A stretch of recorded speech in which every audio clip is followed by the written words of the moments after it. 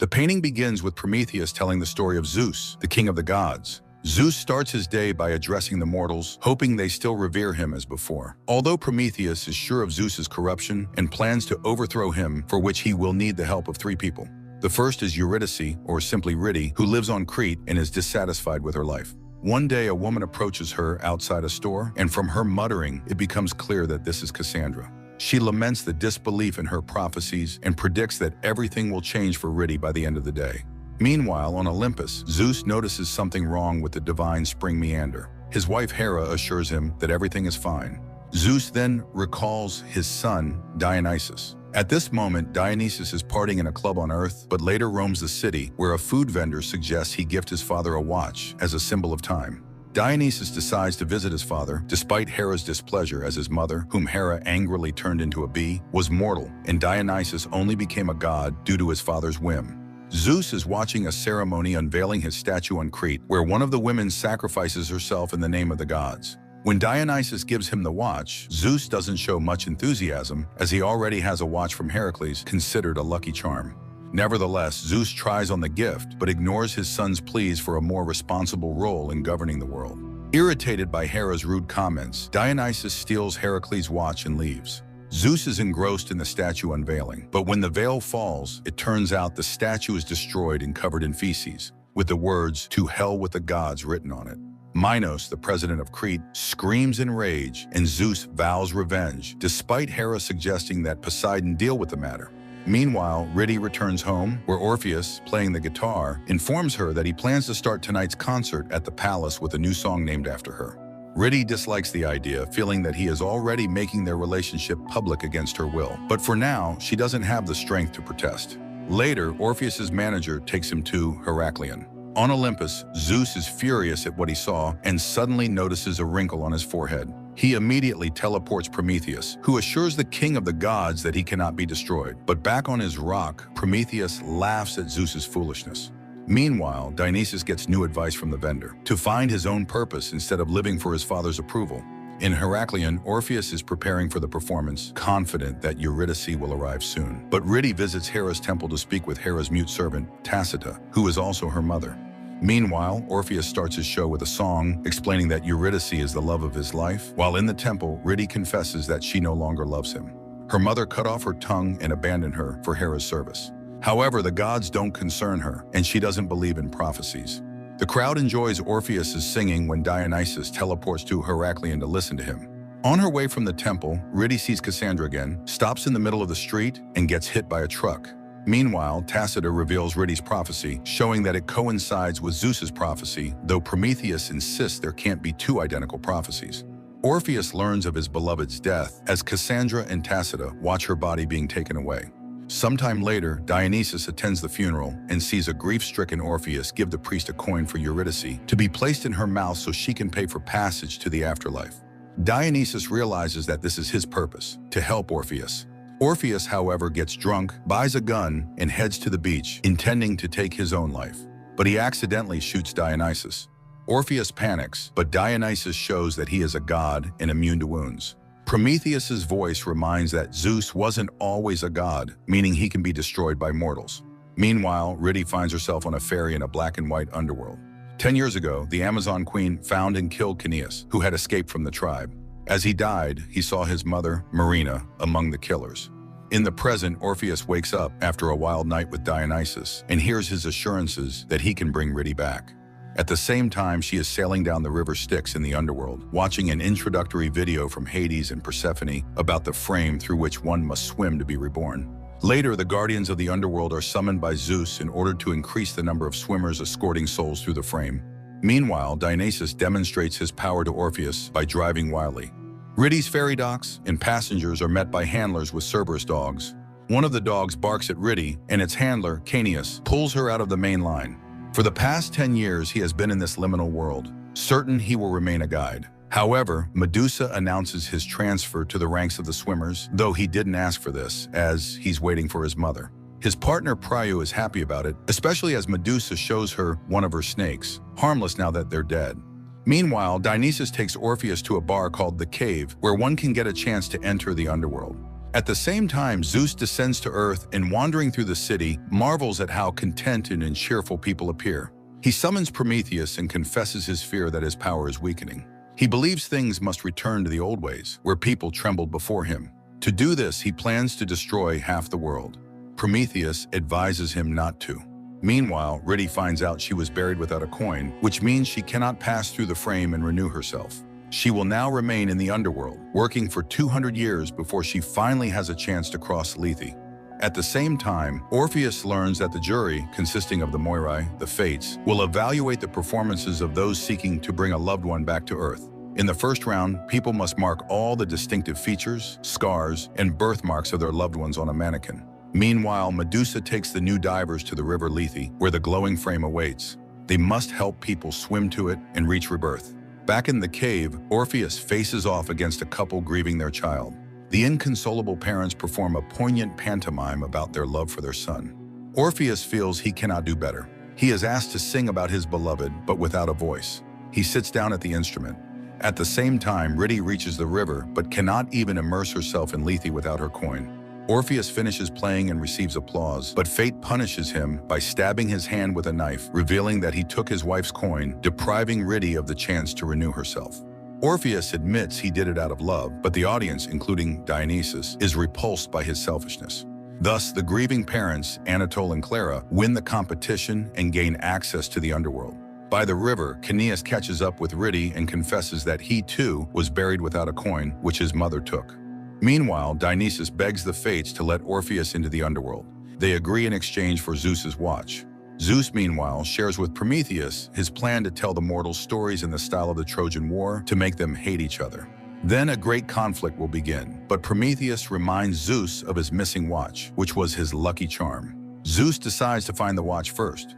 Dionysus at this time gives it to the Fates. On Earth, the Furies have long roamed, dispensing justice.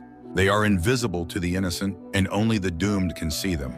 Today, they force an unpunished criminal to take his own life in the restroom of a roadside cafe, then move on to their next target. That target is a woman named Ari, who accidentally strangled her twin brother in her sleep. Their mother never accepted his death, and now Master Daedalus creates a sculpture of Glaucus each year, representing how he would have looked on his birthday. Ari's father, President Minos, promises to give his daughter anything she wants, even though she refuses a gift every year. Her bodyguard Theseus overhears. During the day, the president and his family gather for the Olympia Day celebrations on Crete. There, they witness the desecrated statue of the gods, in which Theseus played a part. Minos is enraged, his wife hysterical, and Ari helps her mother back to her room. Meanwhile, on Olympus, Zeus, suspecting that one of the servants is responsible for the missing watch, begins killing them one by one. Hera shares this with Poseidon, explaining that Zeus is planning 2 phases of humanity's destruction and asks the god of the oceans to find the ill-fated watch. Prometheus, on the other hand, remembers that he once killed Charon in bed, but not before extracting a promise from him to help whoever would come to him in the future with a mark. Meanwhile, the Fates, having received Zeus's watch, allow Orpheus to pass into the underworld through a garbage container. Orpheus joins Anatole, who is searching for his son. The 2 men enter a black and white world. Anatole reluctantly speaks with Orpheus, as the latter committed an unforgivable act by taking his wife's coin. But Orpheus justifies his action with love. The man agrees to travel together. At the same time, Caeneus visits his dog, Photis, releases him from his cage, and the dog runs off. Meanwhile, Hades and Persephone discover that one soul is missing. They discuss how it managed to escape from the underworld. Persephone fears this may be the beginning of something terrible. Hades asks her not to inform Zeus about it just yet. Meanwhile, during his search for Photis, Caeneus runs into Nax, who begs for help and informs him that he has already swum through the frame. But then someone calls out to Caeneus and Nax disappears. Later, during dinner, Riti joins Caeneus and Priu, announcing that she has been appointed as a swimmer. The girl doesn't understand why they continue to eat, sleep, and wash when they were already dead. They explain that it helps them feel normal. Later, Priu invites everyone to a party for the new swimmers. On Earth, Poseidon summons Dionysus to an aquarium and accuses him of stealing Zeus's watch. Dionysus admits that he brought a mortal into the underworld, and that mortal will be the first to bring someone back from the realm of the dead. Poseidon warns him that if this happens, Zeus will destroy them all. He orders Dionysus to return the watch. Meanwhile, in the underworld, Orpheus and Anatole prepare to cross the river Styx when Charon approaches and reluctantly agrees to ferry them across. At the same time, Caeneus encounters his killer, Hippolyta II, on the shore. In fear, he turns away from her, but she calls him a blasphemer and tells him that his mother voluntarily gave him up. Dionysus finds an exact copy of Zeus's watch in a store and heads to Mount Olympus. Zeus doesn't notice the substitution. In the underworld, Caeneus is tormented by the realization of his mother's betrayal, which he had worried about for so long. Suddenly, Charon stops the boat and shows the men Scylla, which means only one of them can proceed further. Now only a fight will determine who it will be. Orpheus attacks Anatole. At this moment, Caeneus confesses to Rhyti that he used to be an Amazon, meaning he was born a girl, but later he was cast out. Suddenly, they hear Nax calling for help. Meanwhile, Anatole nearly overpowers Orpheus, but Charon intervenes upon seeing the fate's mark on the musician's hand. He throws Anatole overboard and he disappears into Scylla's maw. Meanwhile, Zeus shares his plans for vengeance on humanity with Dionysus. They then both descend to Earth, where Zeus thanks his son for returning the watch. He hopes for Dionysus's help in terrifying humans with natural disasters and conflicts. Dionysus doesn't like this idea, but Zeus reminds him that humans don't matter. At this time, Hades receives a message that they are soon expecting an influx of new souls. Immediately after, he is informed that the missing soul has been found. Charon and Orpheus arrive on the shore, where a message of gratitude from Prometheus is written. Rhyti and Caeneus observe as Nax is cornered in some dungeon. They carefully follow and discover the empty shells of all the souls that have passed through the frame, even those they sent through it earlier that morning. Now comes the moment when Prometheus can explain everything. It turns out that Zeus punished him for standing against him. Before his imprisonment, Prometheus was visited by the Lady of the Fates. She demanded that the hero kill the one person who trusted him without question, Charon. Moreover, he needed to gain Zeus's trust by submitting to his punishment and accepting his fate. Prometheus carried out everything, and it worked. Meanwhile, the Furies have isolated Ari in a hotel where she explains that she didn't want to kill her brother. However, the Furies didn't come to punish her, but to show her the truth. Poseidon came to her father and reminded him of the prophecy that he would die at the hands of his firstborn. Ari refuses to accept this truth, even when she sees Minos handing the baby to Daedalus, ordering him to kill the child. The girl doesn't believe it, even when the Furies remind her of the Trojan massacre. She returns to the palace but remains silent about everything she has learned. Minos is happy that she is safe, but Ari now questions everything her father tells her. That night, she goes to Daedalus, who is forced to admit that despite her father's order, he didn't kill Glaucus, and the boy is still being held in the dungeon. However, he has long since lost his human form, having turned into the Minotaur. Meanwhile, Zeus and Dionysus watch the news, which reports various natural disasters, much to the gods' delight. Later, Zeus heads to Hera's bathroom, where she keeps the tongues and prayers of her worshippers. He accidentally overhears her cheating on him. In search of the truth, he tortures one of her Tasitas, but she refuses to betray Hera and dies. Discovering this, the goddess asks to be shown the tongue from which he learned of her infidelity, but Zeus cannot find it among the millions of others and falls for her assurances that she isn't plotting anything against him. Calming Zeus and leaving him in bed, Hera mourns the death of her loyal Tasita. Meanwhile, Rhyti and Caeneus continue their search for Nax, but see that he has already been found by Hades, who personally removes Nax's soul. For some reason, this causes Rhyti great pain and forces the pair to return to the surface, where they are spotted by Medusa. Rhyti doesn't understand why Caeneus feels nothing and says goodbye to him. Orpheus regains consciousness on a deserted shore. At the same time, Dionysus enters a cave and learns that Orpheus has successfully crossed the Styx. Charon denies Orpheus a drink of water and reminds him that ahead lies the final trial, which he must face alone. Rhyti, still reeling from what Hades did to Nax, goes to Caeneus and reveals that her mother became Tasita when she was 5 years old. Rhyti never accepted this and cursed the gods every night. Perhaps that's why it hurt her so much. Caeneus then tells his story. In their tribe, boys who reach adulthood must leave the Amazon territory forever under the threat of execution. Caeneus' best friend also left, but soon returned, confessing that he wanted to ask for readmittance to the tribe. Caeneus reminded him of the danger and asked him to leave. That same day, Caeneus saw the boy killed. That night, his mother confessed that she had long known about his rebirth since her prophecy had immediately predicted the birth of a boy, which is why she was so happy when a girl was born. But alas, you cannot deceive the gods. So Caeneus hates the gods too. Realizing that they feel the same, the girl kisses him. Meanwhile, Orpheus continues walking through the wasteland, suffering from thirst and heat. Persephone urges Hades to tell Zeus the truth, as the transition world cannot hold so many souls, which may cause a breakdown. Zeus meets with Prometheus again. He realizes that the problem is not with mortals and decides to destroy the Fates, who are the source of his prophecy. But Prometheus warns Zeus that he may destroy the entire world, including himself, and gives the example of Minos, who lives in defiance of his prophecy. However, Zeus reminds him that Glaucus can escape and kill Minos at any moment. He then suggests that if the father kills the son, it will refute the prophecy and create a contender. Meanwhile, Rhyti and Caeneus discover that they share the same prophecy. Rhyti recalls her encounter with Cassandra and realizes that the talks of the rebirth of those who have passed through the frame are lies. People devote their lives to the gods, hoping for a better life, but in reality, their souls turn into Meander's water, which the gods drink to stay immortal. At the same time, Hades and Persephone arrive at Zeus's and publicly announce the instability of the transition world, which is about to lead to disaster. If souls stop returning to Earth, they will run out. In a rage, Zeus pushes Hades into a pool and strikes him with lightning. Meanwhile, Orpheus struggles to make his way through the scorching desert. He begins hallucinating and eats sand, mistaking it for water. Persephone discovers that Hades is alive and vows to destroy Zeus. Zeus orders Poseidon to make Minos kill his son. The god of the ocean goes to the Fates, and they say that sometimes a person can defy prophecies. Hera asks her husband not to be like his father, Cronus. It turns out that he was a real tyrant, and when Zeus grew tired of enduring it, he killed his father, though he never understood how he managed to do it. That's when the frame was created, which collected souls instead of rebirthing them. Poseidon and Hera order Minos to kill his son, and if he refuses, Ari will be subjected to torture. Meanwhile, Orpheus encounters a man near a water cooler. The man offers him water, but if Orpheus drinks, he will not be able to bring his wife back. Despite dehydration and near death, Orpheus chooses not to drink the water, which turns out to be the final trial.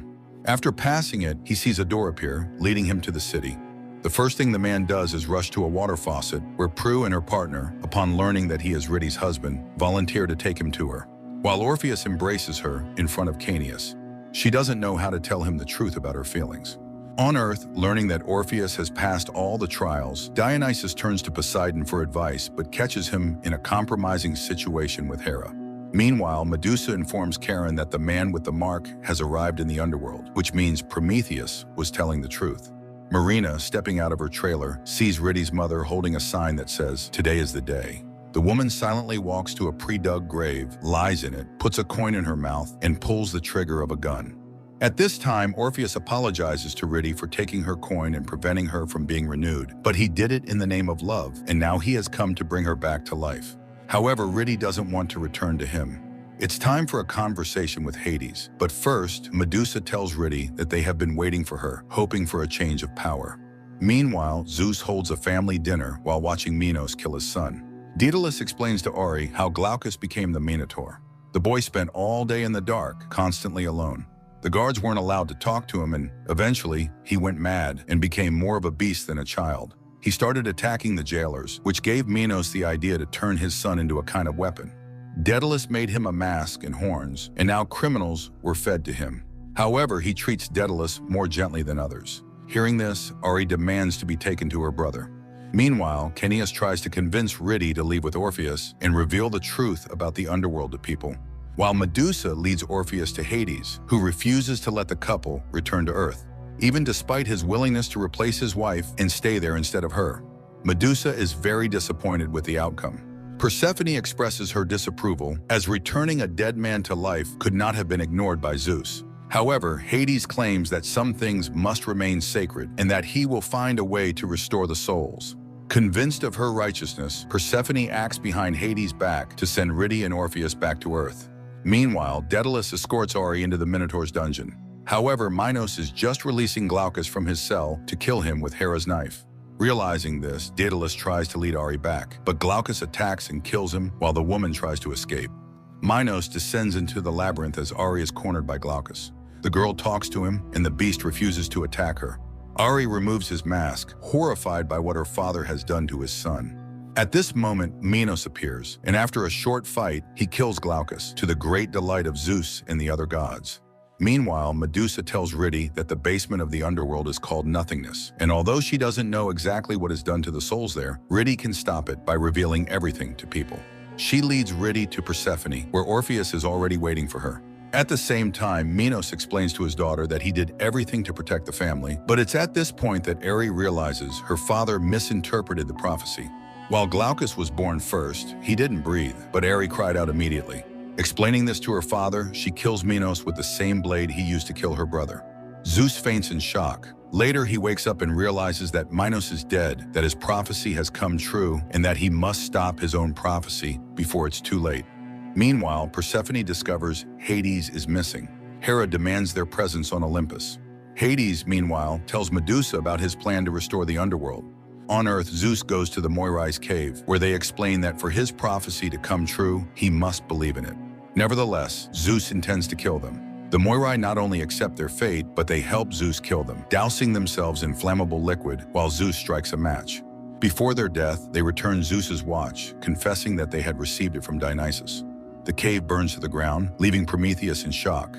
Meanwhile, before returning to Earth, Rhyti confesses to Orpheus that she has fallen in love with Cineas. She explains that the coin had nothing to do with it. She was already planning to leave him because she was unhappy, and then she died. Nevertheless, they still have a chance to start over, and so they continue their journey. Cineas rushes to the frame to try to stop anyone else from crossing the border and suddenly sees his mother. At the same time, Hades enters nothingness and attempts to restore Naxos' soul, but to no avail. Cineas accuses Marina of betrayal, but she insists that she only brought the Amazons to him to fulfill his prophecy. She had waited 10 years and had now come to guide him through the frame. Cineas reveals that the gods lied to them and that no one returns to Earth. However, Marina enters Lethe. Cineas dives after her and suddenly begins to sink into the water. He catches up with his mother and they both disappear into the frame. Prometheus does not understand what is happening as the prophecy is not being fulfilled and he still does not gain his freedom. Meanwhile, Zeus returns home and distributes bottles of water from Meander to his family. Dionysus' bottle is only half full and Persephone receives none at all, as Meander's consumption will now depend on their obedience. He also announces that he has destroyed the fates and therefore all prophecies. Dionysus is forced to admit that he gave the watch to the fates so a mortal could return his wife from the dead. However, Persephone contradicts this, revealing that Orpheus has died. As punishment for disobedience, Zeus kills Dionysus' beloved kitten. He also burns Hera's bees, declaring that she will no longer keep the mother of his children in servitude. Suddenly, Poseidon confesses that he loves Hera and asks her to come away with him, but she laughs at him.